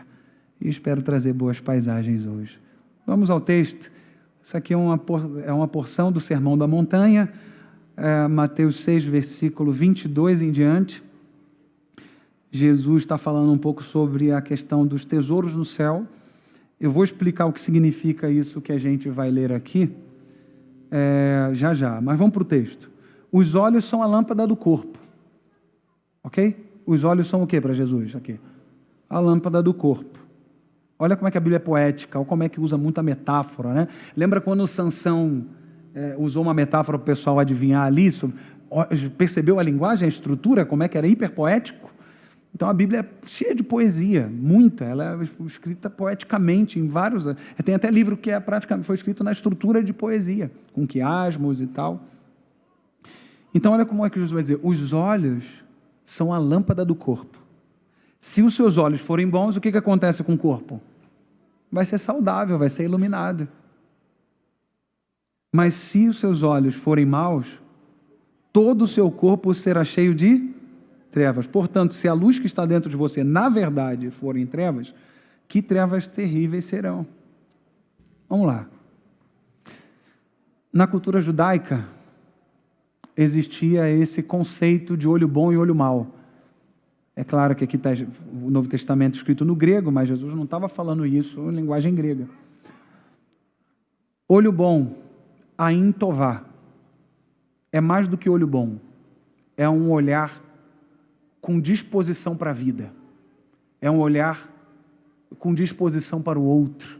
Um olhar possuído de generosidade e misericórdia. Olho bom. Ou seja, é a forma como você interpreta a vida. Se seu olho for bom, o que acontece com o corpo? Vai ser iluminado, toda a sua realidade vai ser iluminada. Interessante que hoje a psicologia, Aaron Beck, do TCC, ele vai dizer que a saúde do corpo depende da forma como você enxerga o mundo. Olha Jesus dizendo, se os seus olhos forem bons, seu corpo vai ser luz. Se seus olhos forem maus, tudo vai ser ruim. E o olho mau, ain raá, que é um olho com indisposição para a vida, que reclama de tudo, vê maldade em tudo, tudo é ruim, o outro é sempre horrível, um olhar condenativo. Isso estabelece isso como uma forma de viver. Precisamos ser curados desses olhos maus. Rubem Alves vai dizer assim, os olhos são pintores, não são neutros. Engana-se. Quando a gente olha o que está fora, a gente já atravessa a realidade com a nossa própria história, com as nossas próprias mágoas, com a nossa própria cultura. Só vê beleza fora quem tem beleza dentro. Coração feio vê feiura em tudo. Mas coração belo vê beleza até no meio do caos. Vou usar um exemplo prático nosso, adventista. Vamos dizer, a menina está tocando ali um instrumento que por muitos anos aí foi demonizado e por alguns ainda é. Ele só vê demônio em tudo. Tem gente que vê demônio em tudo, tem que exorcizar os olhos, porque os olhos deles são atravessados por demônios. Tudo é demônio. E se você pegou uma época que eu peguei, do período de satanização dos anos 70, 80 e 90, em que o pessoal era muito supersticioso, né? Influenciado por alguns filmes e por alguns caras do Brasil também. Na igreja o pessoal cedia púlpito para gente que mentia sobre mensagem subliminar, um monte de cambada de mentiroso, assim, né? Ouvia gente lá de fora e repetia Coisas horrorosas, talvez. Aqui em São Paulo não deve ter acontecido isso, né? Só lá no interior do Rio mesmo. Em vez do púlpito ser a apresentação do Cristo, eram essas coisas, gerava medo nas pessoas, né? O pessoal acreditava em santa que chorava, criança que chorava cristal, chupa-cabra, cadeirudo, se virar o chinelo a mãe morre, e você traz tudo isso para a igreja, tá? Tira chapéu, desbravador, por quê? Não sabe, só reproduz, mas isso aí tem uma cultura que traz isso, e não tem nada a ver com Deus, não tem nada a ver com Bíblia, nem nada, a gente vai reproduzindo um monte de coisa, né? Não ora sem camisa, né? Imagina, Deus não ouve sem camisa, tem que ter roupa para Deus ouvir.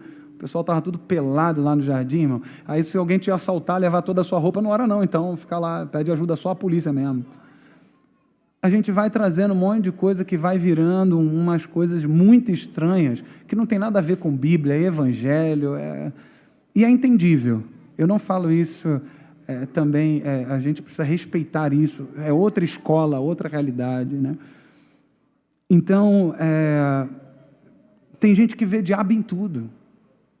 Ah, tá vendo, o diabo me fez comer pudim. Pelo amor de Deus, irmão. Ele não vai fazer você comer jiló, né? É você mesmo que come o pudim, né? E a gente fica botando na conta do Satanás lá. É tu, irmão. É tu mesmo. O diabo me tentou e eu traí minha esposa. Não, foi tu. Seu corpo.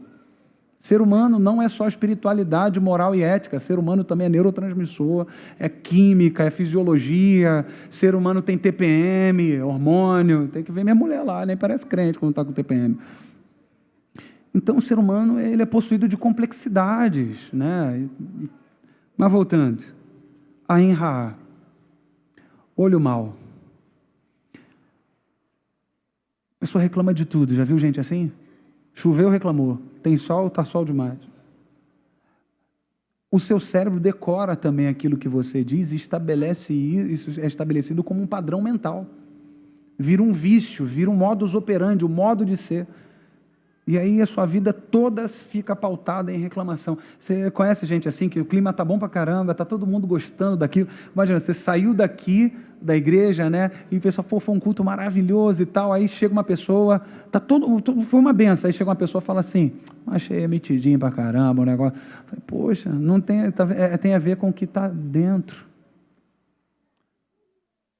Tem a ver com o que a gente carrega dentro. Olho bom, olho mau. Ellen White vai dizer que o amor tem bons olhos. Sempre enxerga bem o outro. Sempre enxerga bem o outro. O Aaron Becker vai dizer assim, a gente não se move a partir das coisas, mas a partir da forma como enxergamos as coisas. Epiteto, estoico, vai dizer que o que nos perturba não são os fatos, mas a nossa interpretação dos fatos. Vocês vieram para cá, marido e mulher, vieram, uma chuva danada, aí fala, caramba, vinha uma chuva horrorosa, pleno sábado de manhã, aí a mulher fala assim, eu gostei, ficou a semana toda sem chover, deu uma refrescada boa, o mesmo evento, a mesma árvore, a mesma paisagem, mas cada um olhou para ela totalmente diferente. O que nos perturba não são os eventos, mas a nossa forma de interpretar os eventos. Se seus olhos forem bons, os eventos serão bonitos. Mas se seus olhos forem maus, pode ser a coisa mais bonita do mundo. Você só vai ver feiura. Lembra aquele chorão, né, do Charlie Brown, né? A música dele que diz assim, o homem que está em paz não quer guerra com ninguém, mas o homem que está em guerra, meu amigo, não pode ver uma paz que quer fazer guerra. Hoje, infelizmente, ainda somos governados por gente que herdou guerra. Eu acho um absurdo, no século XXI, a gente já tem tantas faculdades, a gente tem ONU, uma porção de coisa, e o pessoal ainda está jogando bomba uns nos outros, matando uns aos outros e celebra morte. Crente não celebra morte, crente celebra vida. Crente não mata, crente morre. Crente prefere morrer a matar. Jesus não mata, Jesus morre. Jesus, ele prefere ser vítima a fazer vítima. E nos ensinou assim, dê a outra face. Ame o seu inimigo. É impossível não ter inimigo. Porque as pessoas não gostam de você sem você fazer nada. Hoje eu estou aqui com uma meia curtinha, né? Mas eu me lembro, às vezes eu uso uma meia longa, né? E uma vez eu estava num lugar, a moça falou assim: o que você falou faz sentido, mas você não se veste como um homem de Deus, porque seu tornozelo está aparecendo. Eu vou fazer o quê, né? Vou brigar com a irmã, né? Falei, ficou muito ruim, irmã, ficou escroto pra caramba, foi? Falei, da próxima vez eu vou botar maior meião de futebol, irmão, pode ficar tranquila. A pessoa não gosta de você. Às vezes eu viajo para os lugares e a pessoa fala assim, não gostava de você não, aí hoje eu te vi aqui, eu fico imaginando, cara, mas por quê? Não é de mim que ela não gosta da versão que ela criou de mim. Então, é impossível não ter inimigo. Tem gente que se torna seu inimigo sem você fazer nada, só de você respirar. Às vezes, quando a minha esposa está na TPM, a respiração tem que ver. Eu falo, mas o que está te incomodando? A sua existência, né? E tem que relevar as coisas, né? É impossível não ter inimigo, mas é possível não ser inimigo. Essa é a proposta do Evangelho. Dar a outra face significa, não seja inimigo do seu inimigo. Não permita que a maldade do outro te torne malvado. Não permita que o olho mau do outro acabe com o seu olho bom. Tire a sua esperança. Se os seus olhos forem bons, todo o seu corpo vai ser iluminado, mas se for mal, não tem beleza fora que vai fazer você ver beleza.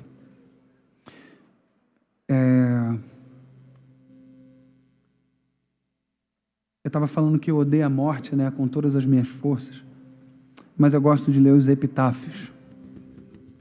E quando eu fui ver o túmulo do Mário Quintana, lá no Rio Grande do Sul, eu vi um outro túmulo que com certeza eu seria amigo desse cara, eu seria amigo dessa pessoa.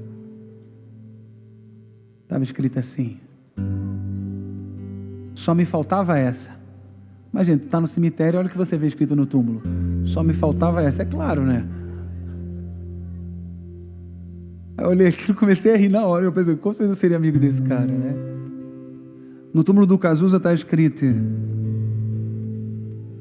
o tempo não para. No túmulo do escritor mineiro Fernando Sabino está escrito assim: aqui jaz Fernando Sabino, nasceu homem, morreu menina. Criança não é meio de se tornar adulto. Para a Bíblia, criança é fim. Tem que ser como criança. Tem que ter olhos de criança. Tem que ter os olhos batizados e acriançados. Para conseguir ouvir o mar na concha. Para conseguir ver milagre na borboleta. Para conseguir ver milagre no paladar. Sabe? Tem que ter olhos de criança. Quando eu fui no Tennessee, nos Estados Unidos, eu vi um túmulo escrito assim: enquanto viveu, estava viva. Falei, poxa. Mas eu não estava com meus olhos de poeta. Estava com meus olhos de ferramenta, não estava com meus olhos de brincar. Por isso eu não entendi. Agora eu entendi. É que tem gente que está só existindo, não está vivendo. Enquanto viveu, estava vivo. Está aí. Eu quero sentir o gosto da vida e beber a vida toda. Mas tem que batizar os olhos para perceber que a vida é muito. Pouco é quem não vê. Tem que ter a intovar. Tem que ter olhos bons para perceber cercado por milagre o tempo todo. Lembra quando Jesus vai falar sobre ansiedade? Ele vai falar assim: olhe para o transcendente, olhe para o místico. Não. Olha as aves. Quer me ver? Repara na vida. Olha o meu pai cuidando aí. Se ele cuida das aves, cuida de você também. Quer ver meu pai? Olha para a chuva. Ouça o seu som. Como é que pode água cair do céu? Como é que pode água ir para o céu e depois cair de volta? Tornar-se gelo, virar neve. Como é que pode mar, fogo? Como é que pode a voz das nossas crianças? Como é que pode a gente conceber outras crianças, outros seres humanos? Assombroso, incrível, milagroso. Mas tem que batizar os olhos. Aí vai ficar leve. E aí me fez lembrar esse túmulo que eu li, uma coisa que o Chaves falava. E olha que eu era criança, mas não entendia. Hoje eu entendo. Prefiro morrer do que perder a vida, disse ele. E a gente ria, né? Prefiro morrer do que perder a vida. É que tem gente que não morreu, mas já perdeu a vida. E como perdeu? Colecionando desavença, fazendo tempestade em copo d'água.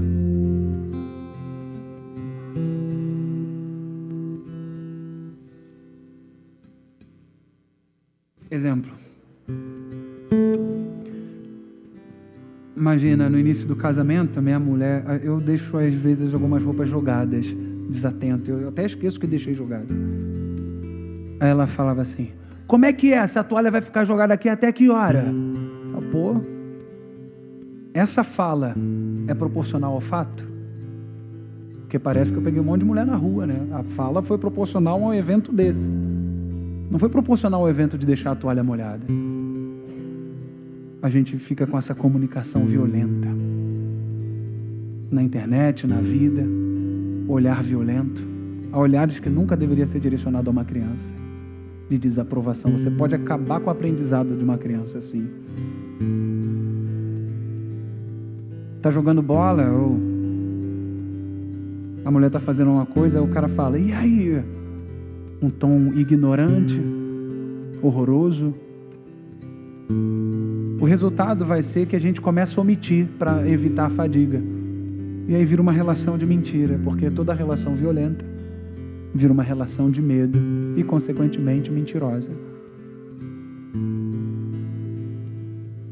Há um jeito bonito de ver, olhar, falar, ouvir. A palavra branda é que desvia o furor.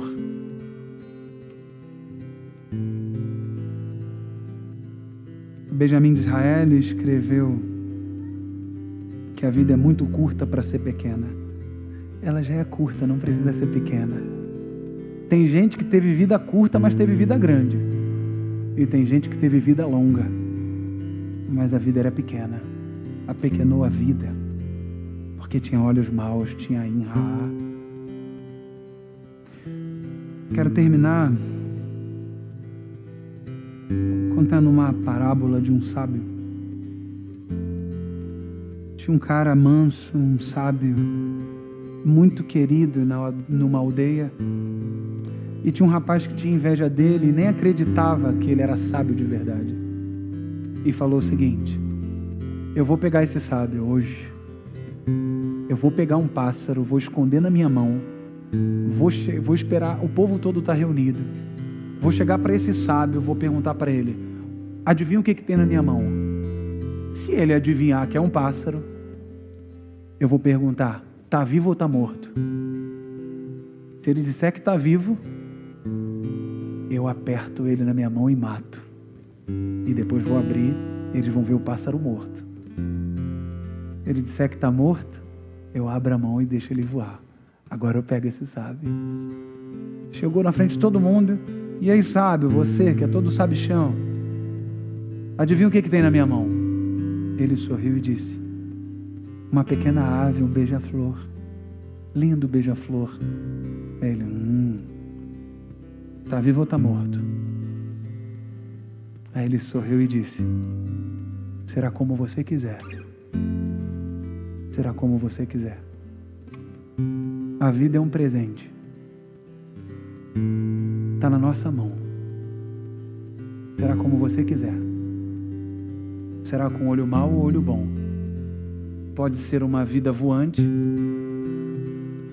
uma vida viva ou uma vida morta. E se ajustar os olhos, ela pode ser levíssima. Pode ser boa. Já reparou na vida hoje? Nos sons, nas cores, nas vozes? Sua mãe está aqui? Já reparou nela hoje? Na voz dela? no cheiro dela. Essa música se chama Dá um Leve. É um termo carioca, dá um leve. Onde ele usa? Quando ele está carregando um peso muito pesado, ele sentiu que é pesado e fala assim para o outro: aí amigo, dá um leve aqui, parceiro, dá um leve aqui, dá um leve aqui. Está pedindo para amenizar o peso. Ou pega leve. Eu escrevi essa música para uma pessoa da minha família, que quando está tudo bem, ela chega e joga palavras pesadas e estraga o clima, estraga o rolê. Aí eu falo: dá um leve, menina, dá um leve. E quero terminar com essa música que eu vou lançar esse ano. E a minha oração é que o Senhor nos dê bons olhos, que Ele batiza nossos olhos. Vai ser como você quiser. Os olhos Ele já te deu de presente. Pode ser olho bom ou olho mau. Vai depender de você. Medite.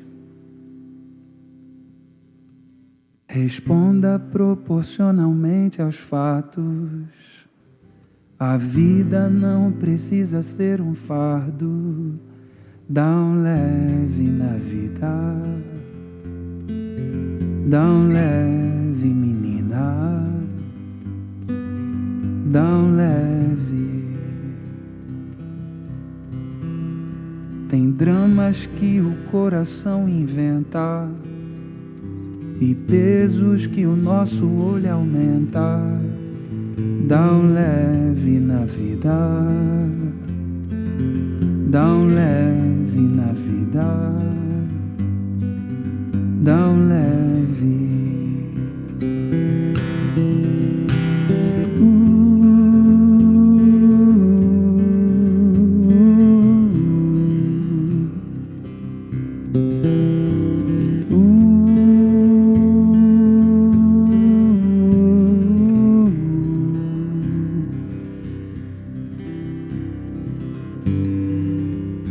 Tem dramas que o coração inventa e pesos que o nosso olho aumenta. Dá um leve na vida. Dá um leve na vida. Dá um leve.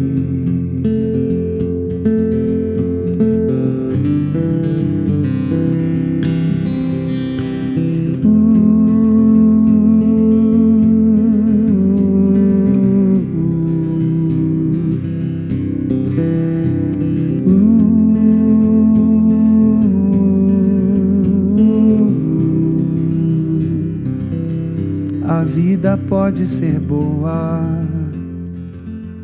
não perca a paz à toa. Ainda há leveza, deixa essa tristeza. Dá um leve na vida. Dá um leve na vida. Dá um leve. Dá um leve. Dá um leve. Dá um leve. Amém. Dá um leve, irmão. Dá um leve na vida. Aproveite o almoço. Não engula igual comprimido. Preste atenção. Aproveite esse dom maravilhoso que o Senhor Deus te deu. Desfrute. Quero beber da vida até a última gota. Feche seus olhos. Obrigado, Pai, por essa manhã leve, mansa, de chuva boa. Batiza os olhos da gente, Pai, para que tenhamos a Tová, olho bom, com boa disposição para a vida, para que possamos responder à vida de maneira proporcional e não inventar dramas, inventar problemas onde não tem, fazer tempestades em copos d'água, reclamar de tudo. Obrigado pela vida, Senhor. Obrigado. Nos ajude a desfrutar dela, não gastá-la. Nos ajude a perceber que a vida é muito, cercada por milagre. Tem muita vida acontecendo ao nosso redor. Pássaros com seus ninhos, o agricultor que planta semente, que dá frutos e depois passa por um supermercado, ganha código, e a gente vai lá, compra e saboreia, mas até essa coisa chegar na nossa mão, passou pela mão de tanta gente, pela disposição, pelo trabalho de tantas pessoas. Nos ajude a entender a sacralidade das pessoas, sacralidade da igreja, sacralidade da vida, para que possamos habitar essa vida com olhos encantados, com assombro. Nos ajude, Pai, nos dê bons olhos e tira de nós qualquer vestígio de olho mau. Que essa igreja aqui da Lapa possa crescer cada vez mais para a Tua honra e para a Tua glória.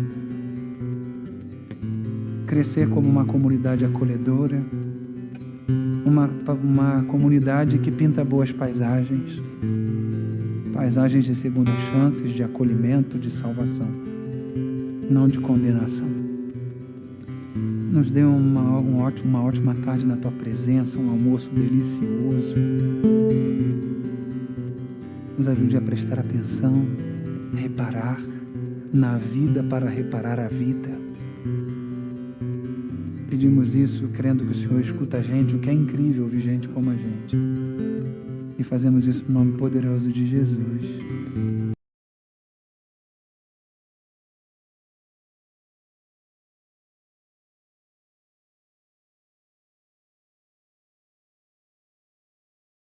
O que você achou do vídeo? Deixe sua opinião na linha de comentários abaixo. E obrigado por assistir. Até o próximo vídeo.